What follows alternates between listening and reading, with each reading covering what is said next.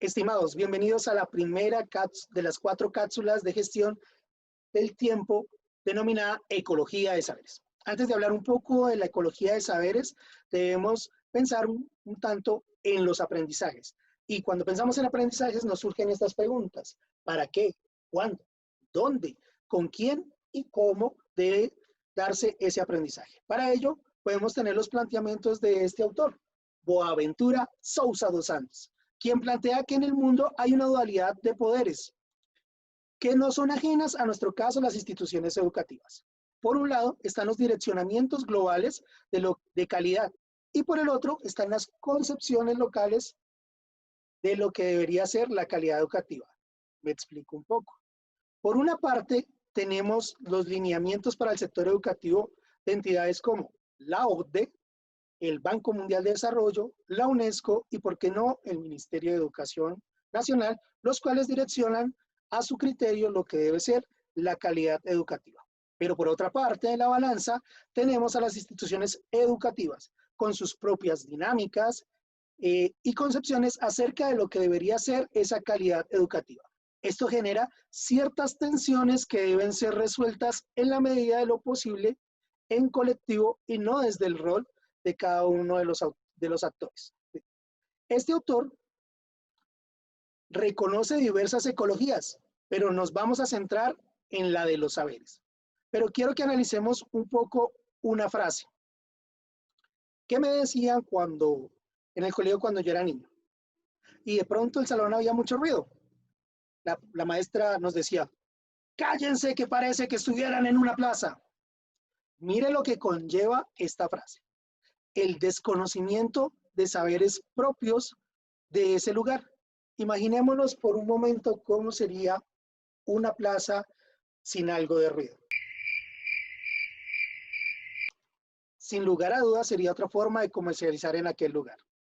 La ecología de saberes nos propone que todos los saberes son importantes, que deben dialogar tanto ese conocimiento occidental que privilegiamos tanto en las instituciones educativas, así como los saberes laicos, populares, indígenas, marginales, campesinos, que por cierto nos han demostrado que son muy importantes en esta época de pandemia, entre otros.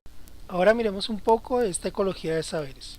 Vamos a reconocer tres, vamos a empezar con los haceres, saberes incorporados en las prácticas.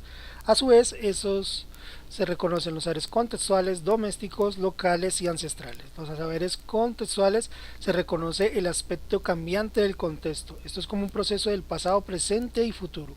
Por ejemplo, cuando vamos de viaje a otra parte, los usos y costumbres son diferentes, pero si nosotros no queremos chocar con esa cultura, debemos comprenderla. Los saberes domésticos son aquellos saberes usados habitualmente, por ejemplo, una receta, cuando hacemos una receta, o algunas cosas de la casa. Tenemos los saberes locales, son propios de una región en específica, por ejemplo, los juegos tradicionales. Los saberes ancestrales nos hacen referencia a los conocimientos, prácticas y rituales de una cultura. Por ejemplo, el juego de algunos grupos indígenas que no juegan por jugar, sino para que sus niños aprendan su propia cultura. Por otro lado, el otro grupo serían los saberes, digámoslo así. Se reconocen tres, que son los escolarizados, hegemónicos y científicos. Los escolarizados son aquellos que desde un currículo se consideran necesario para que los integrantes puedan insertarse en la sociedad. Los hegemónicos son aquellos considerados como válidos, como únicos válidos. Esto pasa, por ejemplo, cuando si yo quisiera ser médico, debo ir a una facultad y aprobar un currículo de tal manera que esa entidad me certifique, que sea hegemónico ese conocimiento para todos. No hay lugar a empirismos.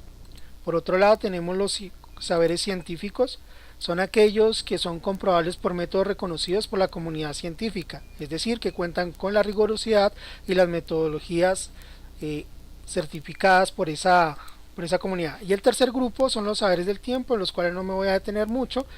Tenemos allí que el tiempo se puede comprender como un tiempo cíclico, puede entenderse como un tiempo lineal, es decir, un tiempo cronológico, pasado, presente y futuro, como un tiempo kairos, que es un tiempo de acción oportuna en un tiempo preciso, y el tiempo aion, que es como un tiempo eterno. Sé que esto tiene una concepción un poco más filosófica, pero solo lo vamos a utilizar en términos de estos tiempos.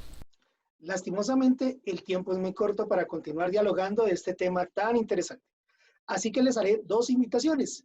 La primera, para que el próximo jueves me acompañen en la siguiente cápsula de gestión del tiempo. La segunda invitación para mañana nuestra cápsula de educación inicial. A todos ustedes, muchas gracias, recordando que pueden consultar la bibliografía o a su tutor de confianza. Hasta una próxima ocasión. Gracias.